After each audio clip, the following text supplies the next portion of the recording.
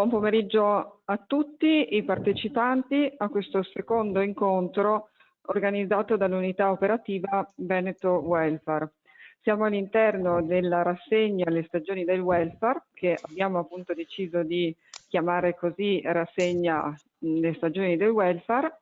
Ora do subito la parola al direttore di Veneto Lavoro, dottor Tiziano Barone. Grazie Silvia, grazie della parola. Due osservazioni per avviare questo incontro. La prima, con Veneto Welfare, la Regione Veneto ha messo a punto un soggetto capace di promuovere e valorizzare le esperienze di welfare contrattuale, territoriale, bilaterale, aziendale presenti nella nostra regione. Abbiamo avviato il sistema di accreditamento per quanto riguarda il welfare previdenziale complementare contrattuale, il welfare sanitario contrattuale, il welfare bilaterale e nell'ultima parte tutte le esperienze di welfare territoriale e aziendale. La seconda osservazione riguarda il perché siamo interessati ad approfondire il tema del welfare nelle piccole e medie imprese, perché il welfare aziendale ormai sta diventando uno strumento in qualche modo consolidato per le medie e grandi aziende per di fatto gestire da una parte un migliore accesso alla premialità, alla produttività, dall'altra per poter di fatto aumentare anche gli stipendi dei dipendenti, dei propri lavoratori. E questo è diventato ormai un sistema consolidato. La partita per le piccole e medie imprese di gestire meglio questa opportunità che va appunto a incrementare le risorse destinate ai propri lavoratori e quindi per promuovere una capacità di valorizzazione e quindi di vicinanza all'impresa. Questa è una partita che è tutta da disegnare e in questo ambito esiste tutta una possibilità di collaborazione di mercato tra imprese piccole e strutture associative che possono rappresentare l'elemento propulsivo che può aiutare lo sviluppo. Io credo che sia questo il principale interesse di oggi, vedere di capire in che modo la dimensione di welfare aziendale può essere svolta soprattutto sulle dimensioni piccole delle piccole imprese. A questo punto io ritorno la parola a Silvia che condurrà questo incontro. Ricordo che Silvia è la coordinatrice di Veneto Welfare. Prego Silvia. Grazie direttore. Richiamandomi appunto alle sue parole, oggi lo sviluppo del welfare aziendale costituisce un fenomeno molto rilevante. Lo costituisce sia come una strategia per incrementare la produttività aziendale, è uno strumento strategico per gestire la contrattazione aziendale, le relazioni industriali, ma soprattutto anche una dinamica per assicurare una maggiore tutela economica e sociale delle persone e favorire anche lo sviluppo locale dei servizi. Perché abbiamo voluto fare questo focus tematico? Perché vogliamo raccontare e valorizzare l'innovazione che c'è all'interno degli accordi di welfare territoriali per le piccole imprese. E allora abbiamo deciso abbiamo stabilito insomma che tra i relatori ci fosse il dottor Ferruccio Righetto, che fa parte del comitato tecnico di Veneto Welfare, e a lui abbiamo consegnato, dato questo titolo di intervento, il modello degli accordi di welfare territoriale Veneto tra storia e visioni future. E poi abbiamo voluto valorizzare le buone prassi presenti all'interno del territorio con la testimonianza di due aziende. E allora prego il dottor Ferruccio Righetto, a cui lascio la parola, Grazie, grazie dottoressa Cavallari. Mi raccomando, suoni la campanella nel momento in cui dovessi andare a travalicare i tempi previsti. Allora, io partirei innanzitutto da una frase che è di estrema importanza per capire il ruolo e il senso della contrattazione, soprattutto in una regione come il Veneto. Questa frase viene ricavata dal piano regionale del lavoro 2016-2018, che in realtà è stato concluso a fine 2018, dove si fa presente che quei sistemi territoriali che hanno forti relazioni sindacali sono tra le economie più fiorenti e competitive, della serie che non è vero che la mancanza di relazioni sindacali produce sviluppo, ma la contrattazione è un elemento sostanzialmente insito di per sé di sviluppo del territorio. Ma qui noi stiamo analizzando una parte diciamo sensibile e che riguarda innanzitutto la contrattazione territoriale, ma anche la dimensione del welfare. E allora, per capire di cosa parliamo, entriamo nel merito di un piccolo glossario, perché il welfare non ha una connotazione di tipo giuridico, non se ne parla nella norma che vedremo poi successivamente, se ne parla solamente all'interno di qualche circolare dell'Agenzia delle Entrate, dove viene messo nel titolo, ma nello specifico poi parla di benefit. Allora, parliamoci e vediamo subito di che cosa intendiamo. C'è un primo welfare, che è quello che conosciamo, quello che è stato messo in crisi sostanzialmente dal debito pubblico, ed è quello pubblico e statale. Poi esiste un welfare sussidiario che viene finanziato dagli enti locali o da risorse private. C'è il welfare bilaterale, in cui faceva accenno precedentemente il dottor Barone, e che vede, nel Veneto ne sono presenti parecchi, prestazioni o servizi che sono erogati da enti o fondi bilaterali, il tutto di natura contrattuale. Abbiamo poi alla fine il welfare aziendale, che ripetiamo viene impropriamente definito così, ma in questa maniera ci capiamo visto che è l'utilizzo maggiore, dove ci troviamo davanti a somme, beni e prestazioni che sono corrisposte al dipendente e che hanno rilevanza sociale e per questo sono escluse sostanzialmente totalmente dal reddito di lavoro dipendente.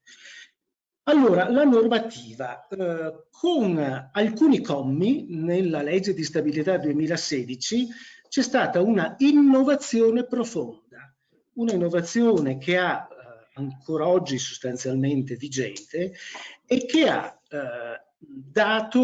che ha previsto in sintesi due elementi. Il primo, premio di risultato, già c'erano state esperienze nel passato, che viene ripristinato con tassazione agevolata, ma la grande novità è l'opzione di conversione in welfare aziendale. Ciò che Massalgi nel suo splendido libro, purtroppo datato del 2013, che riguarda il welfare aziendale, chiama il premio sociale. Dall'altra parte abbiamo una rivisitazione del testo unico sulle imposte dirette che riguarda sostanzialmente l'allargamento delle fattispecie sulle quali le aziende possono godere di benefici, diciamo, di tassazione, ma anche di contribuzione, e sono quelli che sono sostanzialmente qui descritti. Qual è perché siamo arrivati a questa novità? E qui magari mi rifaccio all'amico Sartore di Confprofessioni.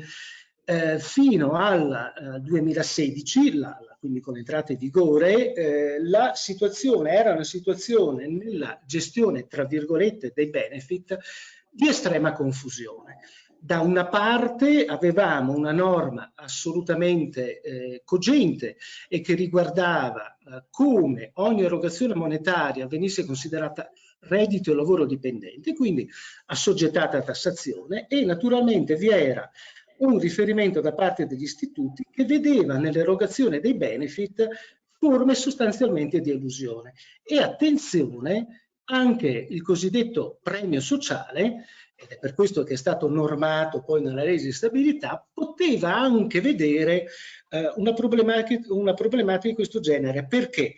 perché andavamo a cambiare natura da una retribuzione assoggettata a contribuzione ad una erogazione di elementi non soggetti sostanzialmente a contribuzione. La norma scioglie tutti i dubbi e quindi sostanzialmente legittima ciò che veniva, ciò che è stato fatto. Un elemento importante della norma riguarda poi il ruolo della contrattazione, quindi arriviamo su uno dei temi di oggi. Un ruolo importante viene attribuito alla contrattazione, in primo momento solo di secondo livello, poi l'Agenzia delle Entrate ammise anche il primo livello, e quindi introduce un elemento significativo delle relazioni sindacali a diversi livelli. La stragrande maggioranza diciamo, dei nuovi sistemi di benefit sono applicabili solamente con accordi aziendali o territoriali, ovvero con regolamenti vincolanti, e sotto questo profilo la contrattazione aziendale, quindi il godimento delle esenzioni, è parificata a quella territoriale, quindi territoriale e aziendale sotto questo profilo si equivalgono. Allora, una rapida rassegna degli accordi per quanto riguarda il welfare aziendale per le piccole imprese ci dà sostanzialmente modelli profondamente diversi da settore a settore e all'interno dello stesso settore anche per quanto riguarda sostanzialmente elementi di carattere territoriale. Allora, innanzitutto questi accordi sono importantissimi perché sono i primi che si fanno in assoluto su questa tematica. Questi accordi permettono alle piccole imprese che non hanno le organizzazioni sindacali e che quindi non potrebbero fare l'accordo aziendale di entrare nel merito, di entrare in un circuito altrimenti dal quale ne sarebbero stati esclusi. Ma vediamo un attimo queste diversità. Abbiamo accordi che prevedono sostanzialmente, allora innanzitutto gli accordi possono essere inerenti al premio di risultato con l'opzione, al premio del risultato anche con elementi di welfare aggiuntivi, ovvero solo welfare. Quindi possiamo trovare sostanzialmente tre tipologie all'interno della stessa comunicazione. E la struttura di questi accordi territoriali è sostanzialmente basata o su una comunicazione dalla quale si possono ricavare tutti i dati che riguardano l'una o l'altra fattispecie che viene inviata all'associazione firmataria, ovvero una comunicazione che viene inviata ad una commissione formata dalle parti sociali che poi danno, tra virgolette, il benestare. Qualche variante prevede anche una commissione presso, cioè che sia formata dall'ente bilaterale, ma sono sostanzialmente delle varianti.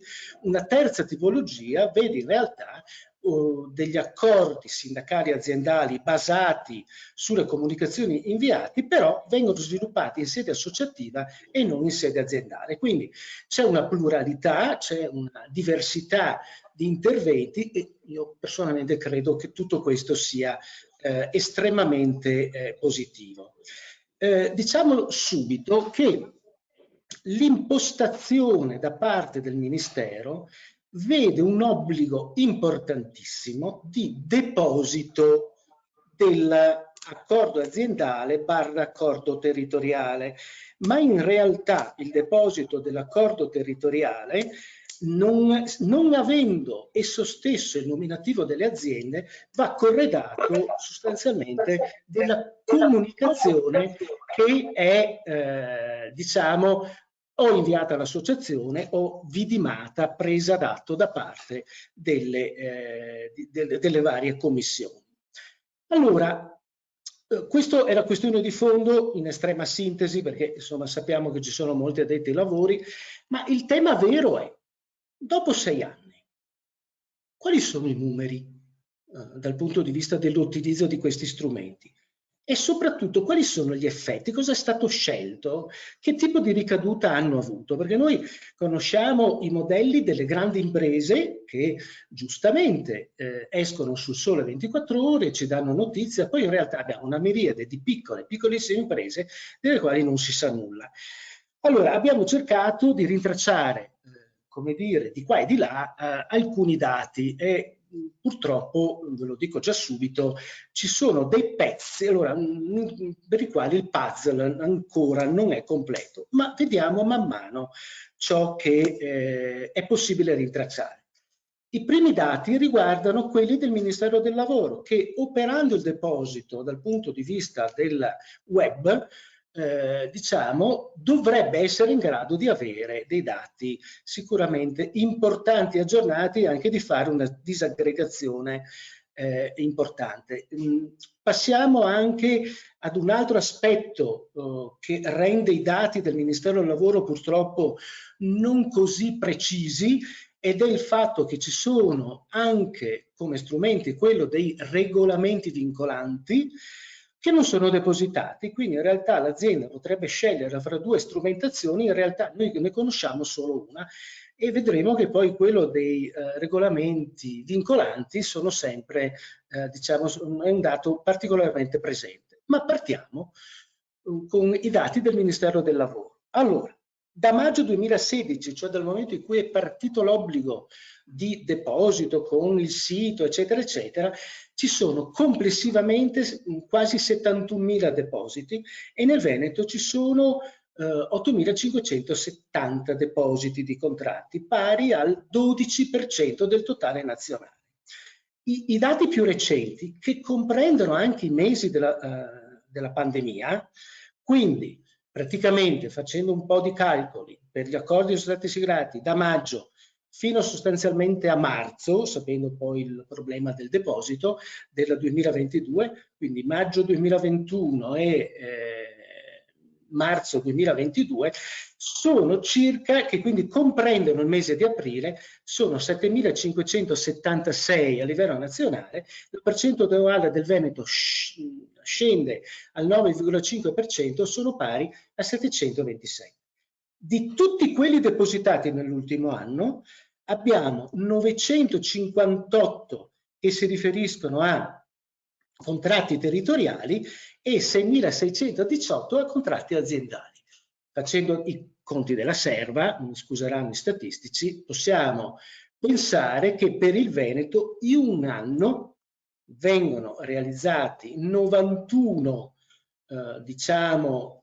riferimenti, comunicazioni relativi ai contratti territoriali, e mentre sono sostanzialmente 662 quelle relative ai contratti aziendali. Un utilizzo non eccessivamente intenso, però attenti, perché quando parliamo di contratti riferiti alla normativa legge di stabilità, la pluralità di interventi è notevole e all'interno noi abbiamo anche misura di welfare, ma non solo misura di welfare. Sul totale di 7.576, solo 4.434 prevedono anche misure di welfare. Noi abbiamo una totalità praticamente basata sul premio di risultato. Insomma, da questi primi dati non abbiamo un'immagine profondamente confortante. Sempre il Ministero del Lavoro ci dà dei dati che però sono all'ingrosso. Quindi abbiamo da una parte il 59% dei contratti si riferisce ai servizi, poi abbiamo i contratti e solo l'1% all'agricoltura, mentre il 40% sono relativi all'industria. Interessante la dimensione aziendale, perché il 47% è un numero inferiore a 50, mentre l'analisi per distribuzione geografica vede sostanzialmente il nord primeggiare con il 71%. Però se dovessimo fare un carotaggio, cioè una verifica ancora più intensa, non avremo assolutamente dei dati. Più interessante, perché in realtà comincia a entrare nel merito sulla strumentazione, è invece un rapporto che è stato fatto da una primaria società di assicurazioni con il concorso di associazioni datoriali a livello nazionale, per quanto riguarda invece il welfare aziendale, appunto, viene denominato rapporto welfare index PMI. L'ultimo risultato che io ho rintracciato è del 2019, perché? Perché poi è chiaro, con la pandemia cambiano sostanzialmente molte cose. Sono più di 4.000 aziende in tutta Italia e questi dati danno soprattutto una campionatura del 62% su imprese che hanno un numero di dipendenti inferiore a 50, addirittura le microimprese da 1 a 9 dipendenti sono pari al 48,6%, quindi i dati potrebbero risultare sicuramente significativi. Ci sono però 2 elementi che probabilmente fanno rendere questi dati meno interessanti. Il primo: è stato dilatato al massimo il concetto di welfare aziendale, cioè quando hanno chiesto alle aziende: ma voi avete fatto welfare aziendale? E gli hanno detto: certo, ma nel paniere di definizione del welfare aziendale non si è nulla da discutere, è fatto riferimento ai benefit previsti dalla legge di stabilità, ma c'è stato una esplosione che comprendesse anche, cosa secondo me molto discutibile francamente, le iniziative per quanto riguarda la sicurezza, igiene e sicurezza del lavoro, che sono obbligatorie per legge e non certamente legate a una dimensione di welfare aziendale. C'è tutta la formazione ai lavoratori, sapendo che alcune parti di formazione sono anche obbligatorie, e poi c'è la stipula di polizze assicurative. Quindi già questo ci fa capire che il tema del welfare è un tema assolutamente che ha molte indicazioni, molte parti poco chiare. In secondo luogo, quando gli hanno chiesto: ma perché avete fatto interventi di welfare? Beh, il 95% ha detto: beh, noi abbiamo rispettato la previsione del contratto collettivo nazionale. Allora facciamo un esempio: il contratto collettivo nazionale prevede sostanzialmente il versamento a un fondo sanitario, può essere anche la contrattazione regionale che può prevederlo, può prevedere il versamento a un ente bilaterale, può prevedere il versamento, se il lavoratore aderisce, alla previdenza complementare. Insomma, prevede al proprio interno degli elementi che sono al di là del welfare aziendale, pur essendo tematiche ovviamente importanti per il welfare aziendale. Gli accordi stipulati oltre diciamo il 95% di adesione al CCNL sono pari al 22%, così distribuiti accordi aziendali territoriali 10 e regolamenti unilaterali 12. Quindi attenzione, la parte degli accordi aziendali per quanto riguarda o territoriali che è stata sostanzialmente sviluppata riguardava un numero diciamo estremamente ridotto, sempre più inversamente proporzionale al numero di dipendenti. Certo, c'era diciamo grande soddisfazione nella reportistica quando diceva le aziende hanno attivato nell'arco degli ultimi anni molto più elementi, però diciamo sono passate dall'81 al 91,4%, però sappiamo anche che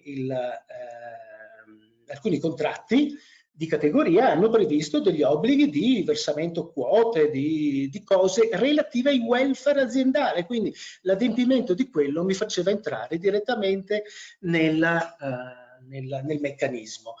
Interessante il dato sulle microimprese, nel quale sicuramente meno presente questi aspetti che citavo prima, perché sono passate nell'arco di pochi anni al 12,2% quelli inferiori a 10 addetti per attivare almeno 6 aree del welfare aziendale e il 24,8% invece per quanto riguarda dei 10 a 50. Un altro elemento che vi vorrei sottolineare, se ho tempo, riguarda anche la confusione per quanto riguarda l'atto di liberalità di 512 euro, vado a memoria, che viene considerato come elemento di sostegno al reddito. A mio avviso non ha nulla a che fare con il welfare aziendale, ma diciamo è stato anche quello sostanzialmente inserito. Allora, i dati sono dati che sostanzialmente ci fanno capire, sì, c'è attenzione, però in qualche maniera di sviluppo aziendale non ne abbiamo avuto moltissimo rispetto a quello che poteva esserci. Vi dirò che la mia percezione è che i dati sono anche superiori a ciò che poi effettivamente potremo riscontrare nel territorio, e questo dovrà meritare sicuramente una campionatura a parte. C'è un'altra fonte che riguarda invece un'organizzazione sindacale che è la CISL, che ha redatto, naturalmente se ci saranno rapporti anche di CGIL e UIL ben venga, nel senso che secondo me anche questi potranno essere divulgati assolutamente, però il primo che mi è capitato è questo, e che è un rapporto sulla contrattazione. Allora, il rapporto è un rapporto che contiene anche i dati fino al 2021, quindi molto interessante sotto questo profilo. Non possono essere analizzati i dati generali perché contengono anche tutti gli accordi aziendali di gestione della crisi pandemia, quindi come dire, se ho tantissimi accordi in aziende di piccole dimensioni perché magari ho fatto la CIG in deroga o la CIGO o FSBA, quindi sostanzialmente poco utilizzabili. Ci sono invece, c'è una parte dove i curatori, che tra l'altro sono veneti, sostanzialmente indicano come il tema sia da sviscerare, perché il solo riferimento agli accordi non è sufficiente, quindi è quasi un invito alla loro organizzazione: procediamo su questi temi perché guardate che abbiamo degli elementi significativi, ma in realtà che ci inducono a fare ulteriori approfondimenti, e ci sono alcune cose significative che ne escono fuori, soprattutto per quanto riguarda le tematiche. Allora, una tematica molto interessante è la problematica delle piattaforme esterne, che nel loro report è sostanzialmente legata a tutti quei micro interventi. Ne faccio uno per esempio, ad esempio i biglietti del treno, oppure, che era una delle cose possibili, oppure la cultura, la ricreazione, che aveva avuto in questi accordi diciamo, un passaggio fenomenale.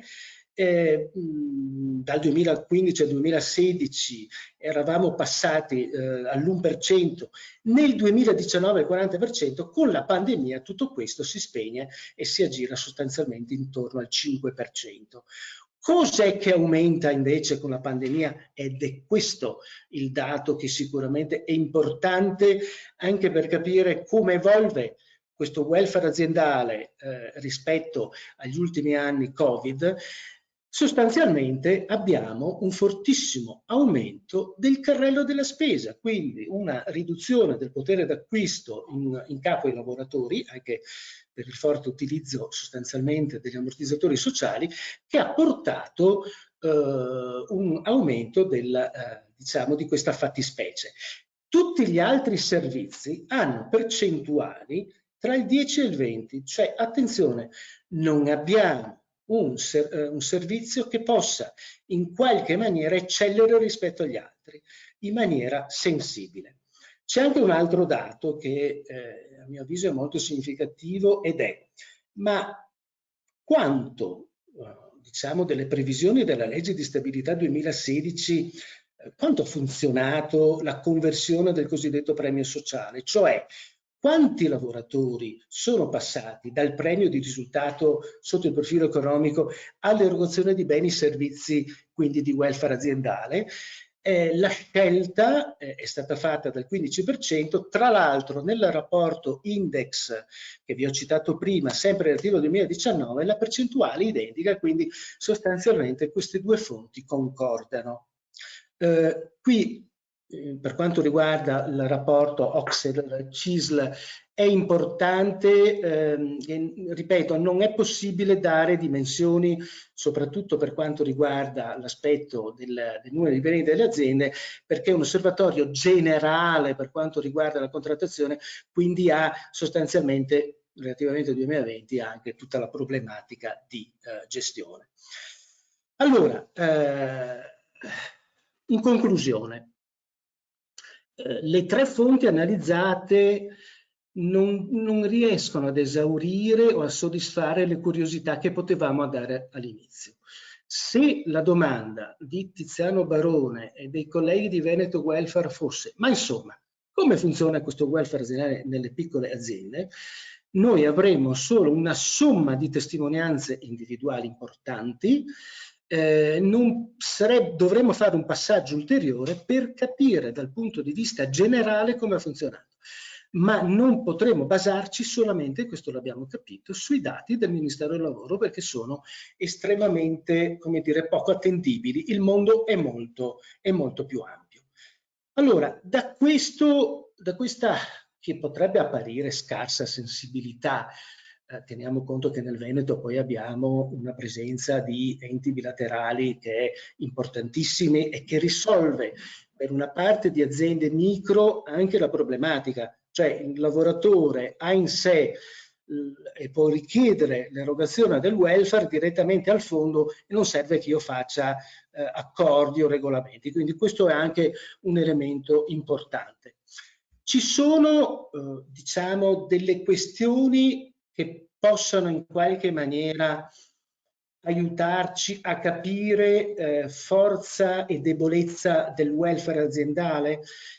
Allora, ne ho descritte alcune, ce ne saranno 100.000 o magari molte meno di queste.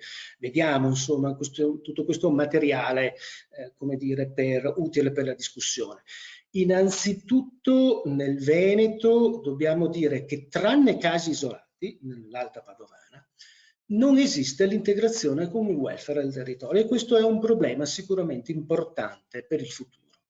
Poi viene dato molto peso alla reputation piuttosto ai servizi effettivamente erogati, cioè va molto meglio ciò che viene descritto sui giornali perché io ho fatto il welfare aziendale, Dio mio come sono bello, diceva Frank Zappa nel 1970, piuttosto poi a dire ma questi servizi hanno funzionato. Sto estremizzando ovviamente i concetti, poi in realtà le cose sono magari molto più sfumate.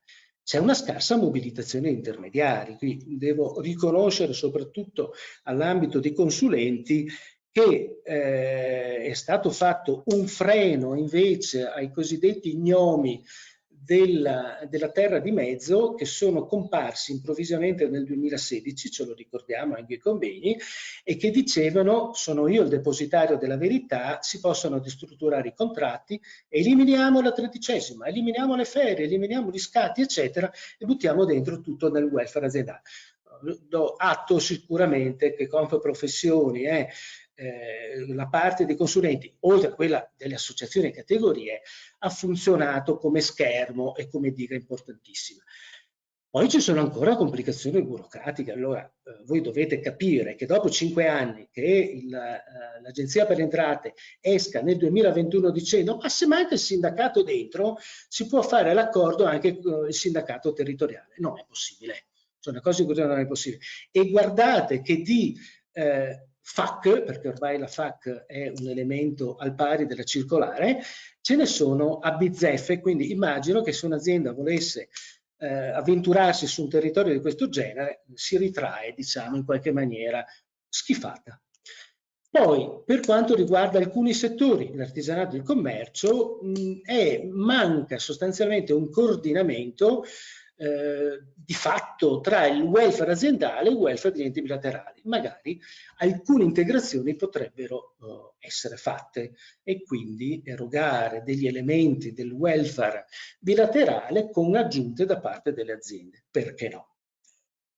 Sicuramente i punti di forza sono da una parte lo sviluppo della contrattazione, credo che questo sia indubbio, riduzione del costo del lavoro e poi ci sono anche alcune prestazioni possono raggiungere il maggior numero di dipendenti. Chiudo, ve lo prometto. Allora, il futuro. Solo l'8% delle imprese rilevate dal rapporto Index usufruisce di alleanze di supporti comuni. Allora, qui nessuno vince da solo.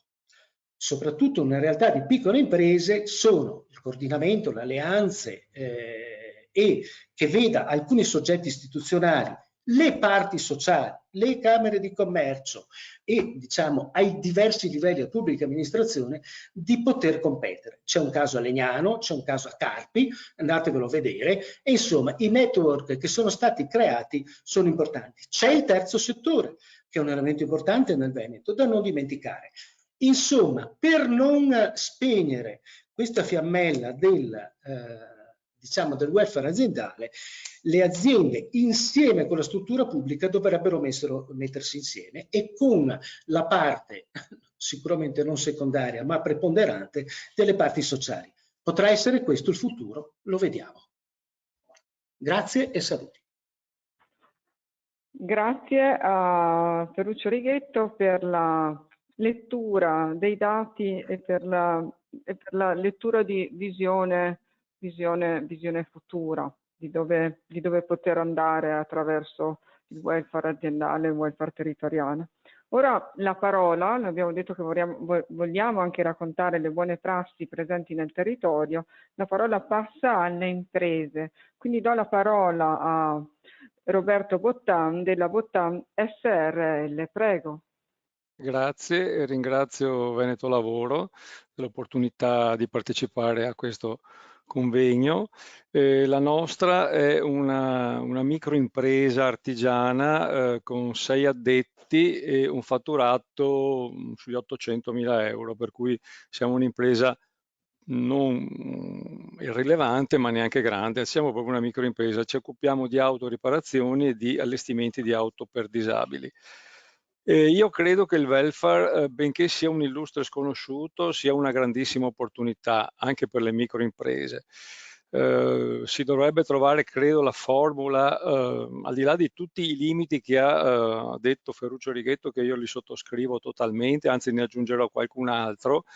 E il welfare è una grande opportunità ed è comunque un illustre sconosciuto. Credetemi, mi è capitato di commercialisti che quando hanno visto la contabilità non sapevano cos'erano minimamente queste voci di benefit ai dipendenti, ci hanno chiesto ma cosa sono queste voci ed abbiamo dovuto spiegargli che c'è il welfare aziendale e spiegare noi che cos'è questa cosa che abbiamo messo in piedi. E credo per cui che la regione, gli enti bilaterali, ma soprattutto le associazioni di categoria, cioè tutti gli attori interessati dovrebbero fare uno sforzo veramente nel tempo per spiegarlo bene alle imprese, tutti i vantaggi che ci sono e per cui insomma dovremmo essere tutti un po' più impegnati su questo. Noi è circa da 5 anni eroghiamo i buoni pasto ai dipendenti e da 3 anni eroghiamo proprio il catalogo completo tramite una società che è convenzionata appunto. Usufruiscono di questi su 6 persone, per cui usufruiscono i 2 dipendenti, ma una cosa che ritengo molto significativa, anche i 3 amministratori dell'azienda possono usufruire del welfare aziendale. Credo che sia una cosa molto importante, è una cosa di democrazia, anche perché alla fine anche gli amministratori d'azienda hanno figli, hanno spese sociali, hanno tutte queste problematiche, per cui trovo giusto e comunque questa è una cosa che se conosciuta adeguatamente potrebbe dare una spinta anche al welfare nella piccola impresa. Che opportunità vedo su questa operazione qua? Vabbè, a parte la fiscalità che sappiamo tutti che insomma è una cosa abbastanza vantaggiosa. I lavoratori hanno dei benefit che sono molto ben visti e diciamo che il fatto che l'azienda offra loro la possibilità di spesarsi di molte cose attraverso questa erogazione è comunque una forma di fidelizzazione assolutamente che io ci conto molto. E questo qua va anche sfruttato, a mio parere, nella fase della ricerca del personale. Sappiamo tutti che uno dei problemi che abbiamo nelle imprese, anzi abbiamo fatto delle statistiche, delle cose, cioè negli ultimi alla domanda quali sono stati i problemi principali che hai avuto negli ultimi 6 mesi, la ricerca del personale è al primo punto.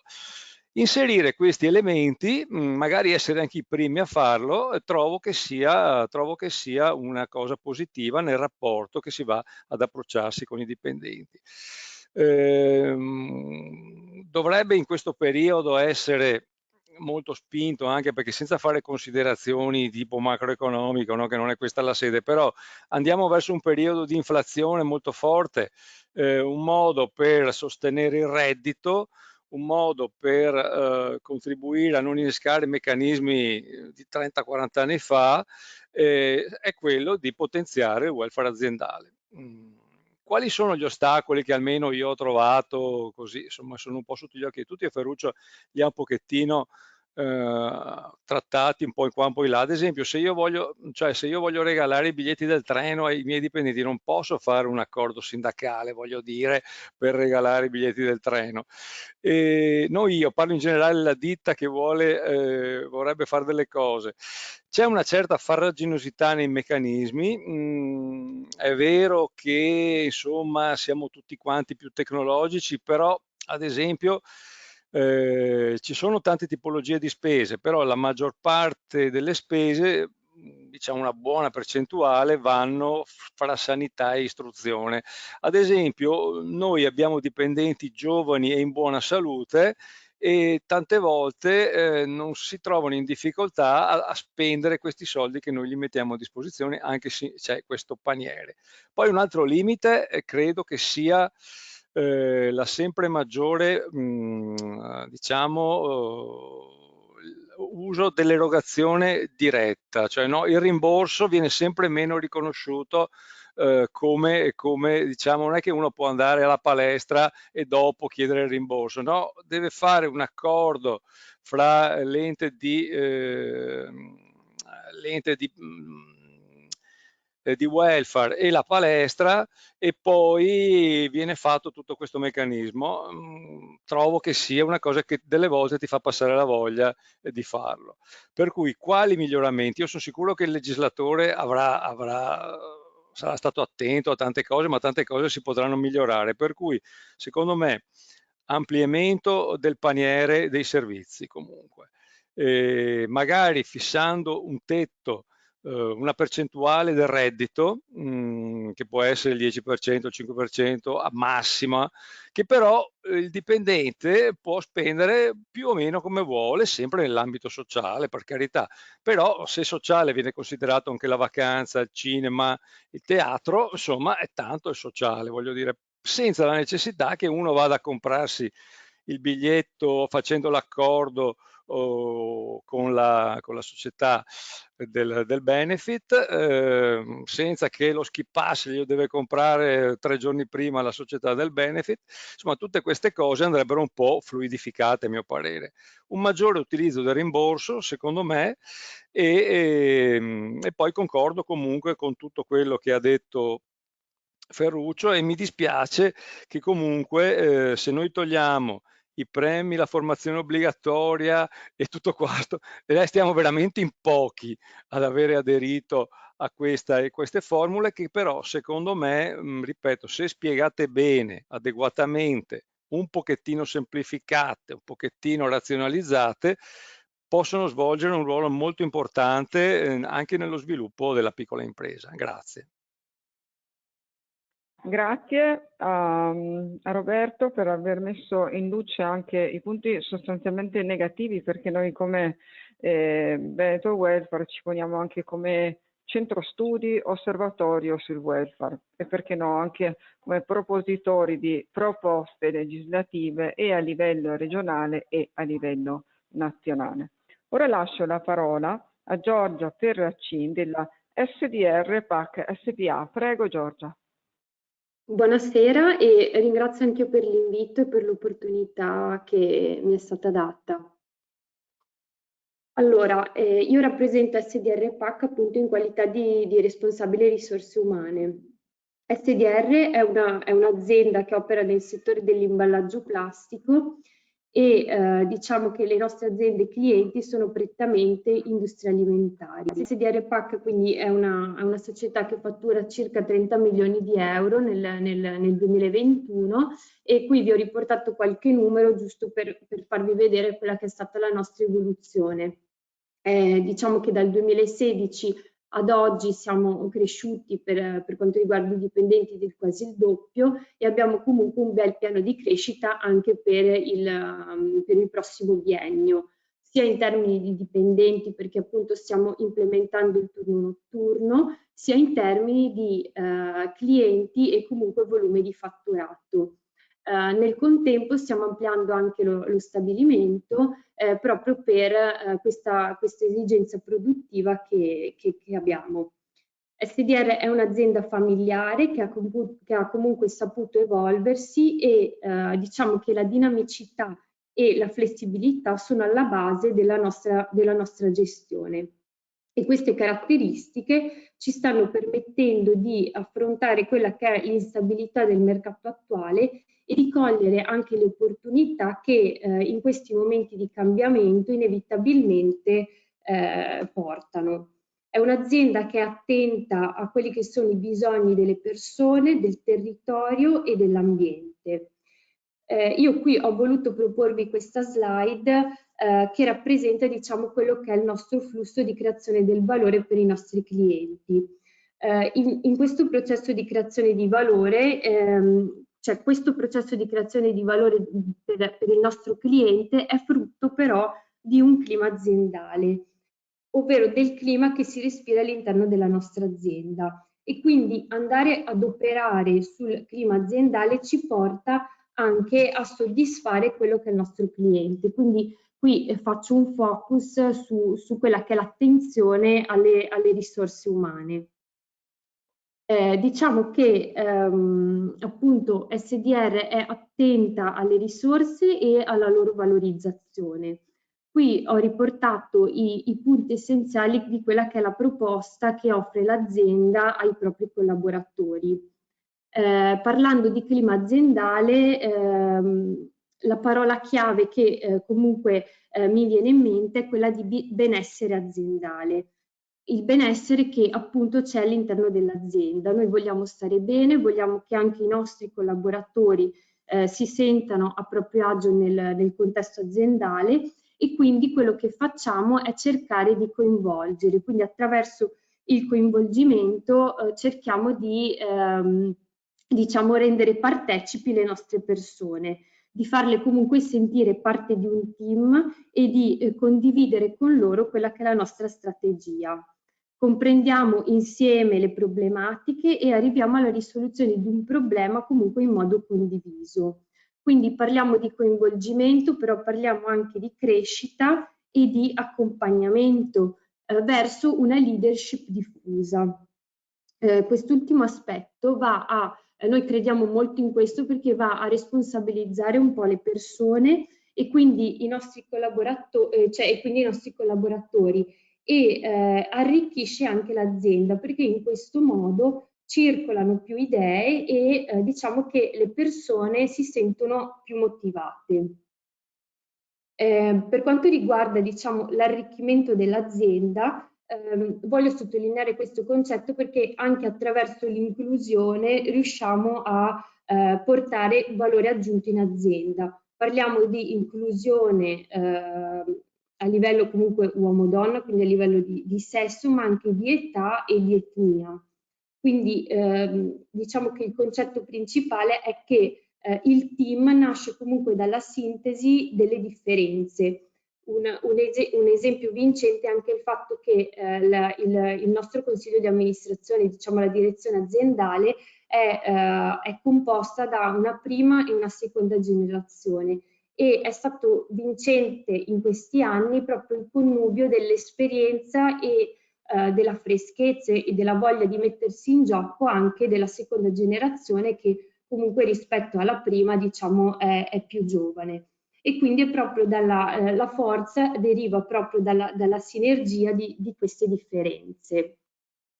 Più nel concreto, diciamo SDR, quello che che sta facendo e che comunque continua a fare SDR è proprio per coinvolgere i propri dipendenti, è quello di creare annualmente un piano di obiettivi che vengono estesi a tutti i collaboratori dell'azienda, quindi dall'operaio al manager.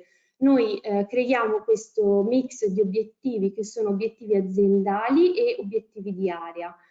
Diciamo che gli obiettivi di area sono una declinazione delle strategie aziendali che però rendiamo più concrete proprio perché i nostri collaboratori si sentano parte del progetto.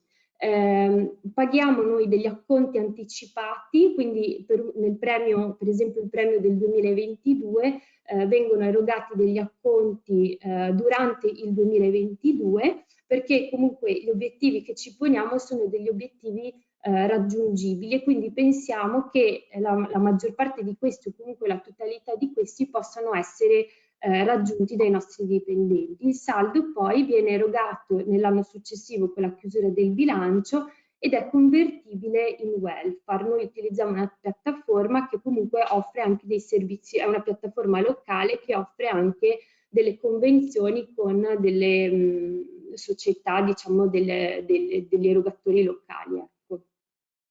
In aggiunta a questo abbiamo un welfare volontario che è dedicato invece, diciamo, ai livelli un po' più alti, quindi in questo caso si tratta di una quota che l'azienda mette a disposizione di puro welfare per i propri dipendenti e è una quota fissa all'anno che appunto se non viene spesa completamente poi in quel caso viene persa perché si può spendere appunto solo i servizi o comunque buoni. Abbiamo dei piani di crescita e percorsi formativi sia interni che esterni all'azienda e questi vengono, diciamo, favoriti per i collaboratori che vogliono crescere e avanzare di carriera proprio all'interno dell'azienda per valorizzare quelle che sono le capacità dei nostri collaboratori. Abbiamo una mensa aziendale che viene offerta per il 55% ai nostri dipendenti.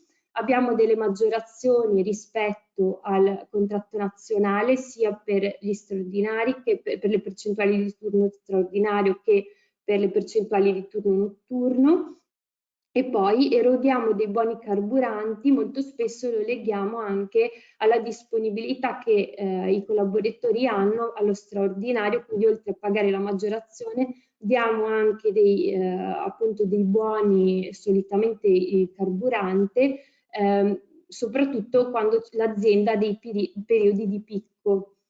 E quello che ci tengo a dire è che comunque l'azienda non si ferma, vuole continuare a migliorarsi, a migliorare la propria offerta ed è proprio per questo motivo che stiamo anche ampliando il team dedicato alle risorse umane per avere nuove idee e nuove diciamo per poter offrire qualcosa di più ai nostri dipendenti. Ecco. Io vi ringrazio e ho concluso. Grazie a Giorgia per aver presentato il welfare della SDR PAC e al dottor Casteller la parola per le conclusioni. Grazie, non facile tirare un po' le fila, gli stimoli sono stati tantissimi, i tempi sono stretti, quindi ci tentiamo. Quello che emerge chiaramente dai punti che sono stati affrontati e che colpisce anche dall'intervento del dottor Ferruccio Righetto è la correlazione tra la contrattazione e lo sviluppo del territorio. Emerge chiaramente che è un fattore principe, al di là della difficoltà della ricerca del dato. Oggi abbiamo difficoltà a fare una fotografia del welfare aziendale nel territorio, abbiamo sicuramente, li abbiamo visti tutti, punti di debolezza e punti di forza, la necessità di integrare il welfare rispetto al territorio, la scarsa mobilitazione, le complicazioni burocratiche.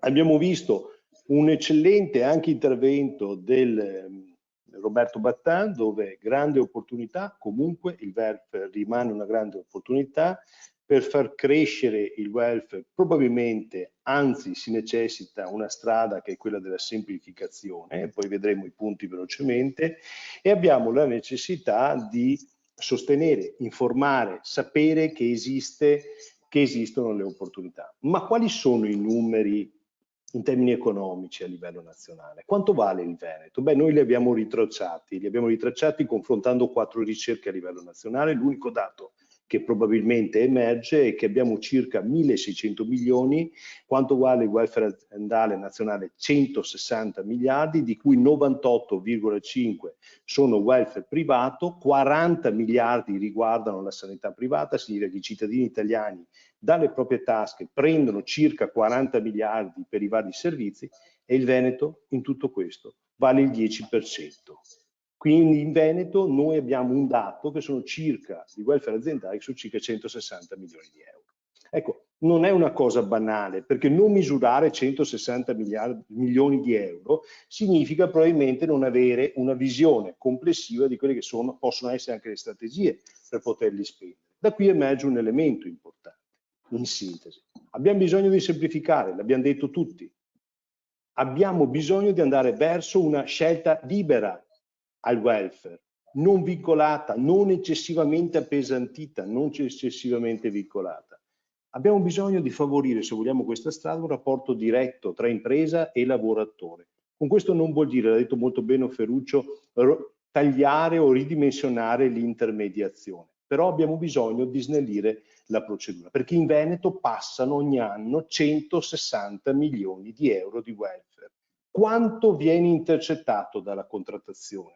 Quanto viene gestito invece da tutta quella fascia privata, quindi con una visione, se mi permettete, molto spinta, non negativa, ma la logica commerciale e giustamente perché la logica è la logica di impresa rispetto a quella della contrattazione che è l'erogazione del servizio a sostegno. Perché dico questo?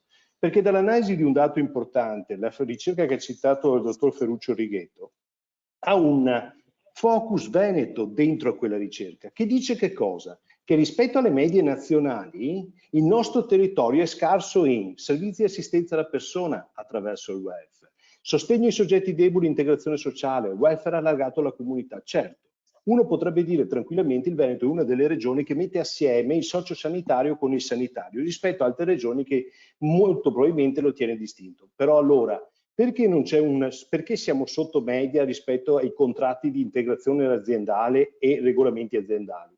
Siamo sotto media nazionale rispetto alle iniziative legate ai contratti collettivi, al coinvolgimento dei sindacati lavoratori spesso diventa un vincolo, un elemento limitativo. Non conosciamo, siamo sotto la media nazionale nelle conoscenze delle norme e degli incentivi fiscali e agevolativi, lo diceva molto bene prima il presidente Battà, non si sa nel territorio, soprattutto la conoscenza dei servizi. Quindi l'azione positiva, sì, ce l'abbiamo, previdenza complementare e sanità integrativa, siamo tra i leader, siamo in crescita esponenziale, 2,4 a livello nazionale, la crescita previdenza complementare è stato 2,4, il Veneto è cresciuto del 3,8.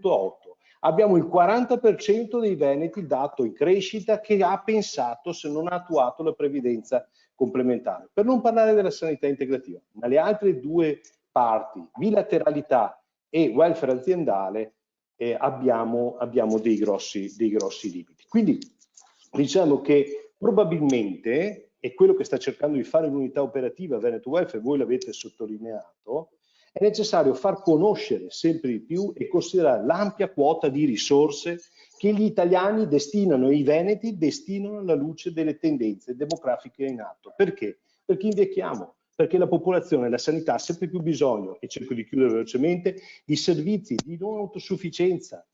Il welfare contrattuale può farsi carico dei servizi sociali, discutiamone tranquillamente. Esiste? Sì, no, probabilmente no, o probabilmente sì. Quello che è certo è che è necessaria un'alleanza chiara tra pubblico e privato nel prossimo futuro, che possa garantire, se mi permettete, non una visione ideologica, ma un risparmio di spesa da entrambe le parti. Ed è in questo modo, in questa logica, che dobbiamo semplificare, valorizzare l'intermediazione quando è necessaria e allungarne i processi per arrivare a degli obiettivi molto chiari, che è avere prestazioni più alte, far conoscere il welfare e renderlo soprattutto come servizi offerti spendibile concretamente nel territorio. Ce lo dice chiaramente AIVA. Lei, Ferruccio, prima citava Massagli, più il welfare è vicino al territorio, le piattaforme evolute oggi cercano i fornitori di welfare nel territorio, più il welfare è spendibile e crea economia. Mi fermo qui e grazie ancora per la partecipazione. Grazie a tutti i relatori di oggi, grazie ai partecipanti a questo incontro. Io vi invito a seguire l'unità operativa Veneto Welfare anche attraverso i canali social. Vi auguro una buona serata e ai prossimi appuntamenti di approfondimento. Grazie e buona serata a tutti. Grazie.